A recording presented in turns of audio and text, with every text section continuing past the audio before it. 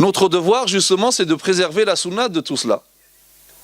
Et justement, le prophète sallallahu alayhi wa sallam, dans un hadith, nous met en garde contre ces trois fléaux, c'est comme s'il était parmi nous. Le prophète sallallahu alayhi wa sallam dit dans un hadith dans lequel donc, il nous énonce notre devoir vis-à-vis de la sunna, il dit « Yahmilu hadha al-ilma min kulli khalafin udulu » portera cette religion, cette science, hadha al-ilm portera cette science, il y a l'essence de la sunna, de chaque génération, les justes, il y en a les savants. Yanfuna anhu tahrif al-ghalin wa intihal al-mubtilin wa ta'wil al-jahilin. Donc de chaque génération portera cette science les justes, il y en a les savants, qui vont le préserver de trois choses, comme dit le prophète sallallahu alayhi wa sallam. De tahrif al-ghalin, de la déformation des rigoristes, de l'usurpation des imposteurs et de l'interprétation des ignorants. Voilà les trois fléaux contre lesquels nous met garde le prophète sallallahu alayhi wa sallam. C'est comme s'il était parmi nous. Premièrement, donc, c'est ça donc, le but de cette intervention, connaître notre devoir vis-à-vis de la sunna, c'est-à-dire préserver la sunna de ces trois fléaux. Donc le premier, la déformation des rigoristes. Le prophète sallallahu alayhi wa sallam l'a appelé déformation, tahrif. Tahrif parce que c'est une lecture donc rigoriste qui fait perdre à la sunna sa caractéristique qui est l'une de ses caractéristiques qui est taysir. Donc la facilité, la souplesse.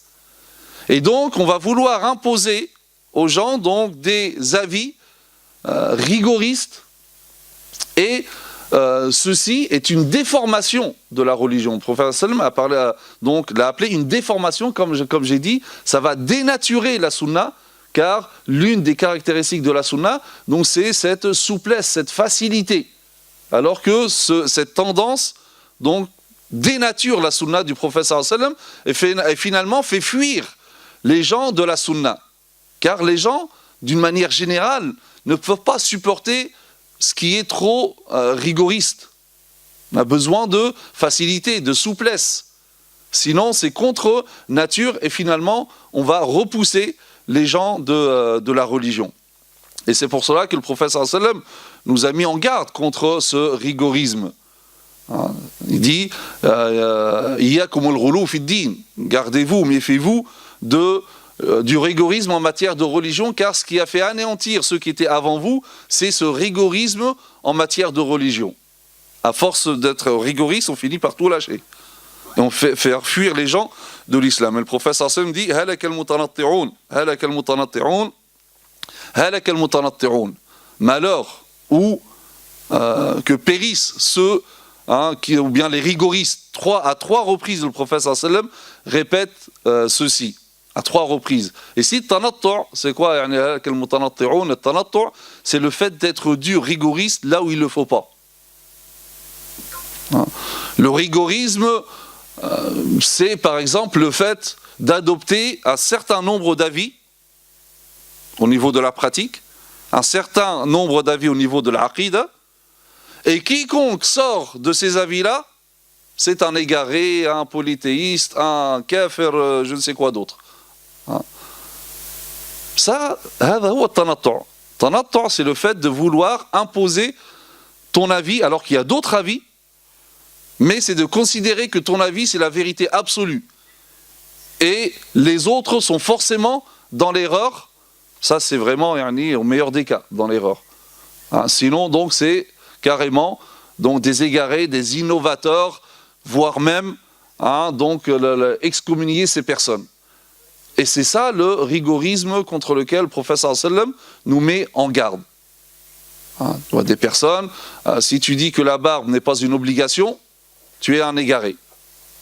Alors que cet ikhtilaf existe dans les écoles juridiques. Tout le monde sait que ça existe. Là, on veut effacer cette divergence et laisser un seul avis. Tous les autres, ça n'existe pas. Non, tu te prends pour qui pour éradiquer comme ça un patrimoine de 14 siècles et vouloir imposer un seul avis. Ou aussi c'est le fait de mélanger les fondements avec les questions subsidiaires, le furu'. Hein. Pour certains, donc, des questions, on dit non, mais c'est des questions importantes. Parler avec un jeune comme ça, critiquer les savants, mais c'est quoi? Non, il dit non, mais parce qu'il y a des questions importantes sur lesquelles ils disent telle ou telle chose. C'est quoi ces questions importantes? Mais la musique, c'est ça les questions importantes? La musique, c'est ça la question importante pour toi? Ah, ça, c'est le furu'. Donc il faut déjà savoir qu'est-ce que fait partie des fondements et qu'est-ce qui ne fait pas partie des fondements. Mais mélanger le tout et faire même ces choses, ces détails, ces ramifications, en faire des fondements. Ça, c'est un attu' aussi. Ça, c'est du rigorisme.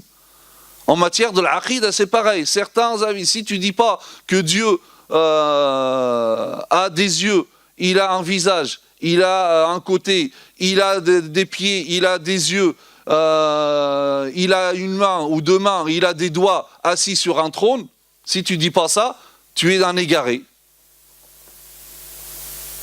Alors que cette question-là, déjà, ne fait pas partie des fondements de l'aqida. Hein, ça fait partie des ramifications.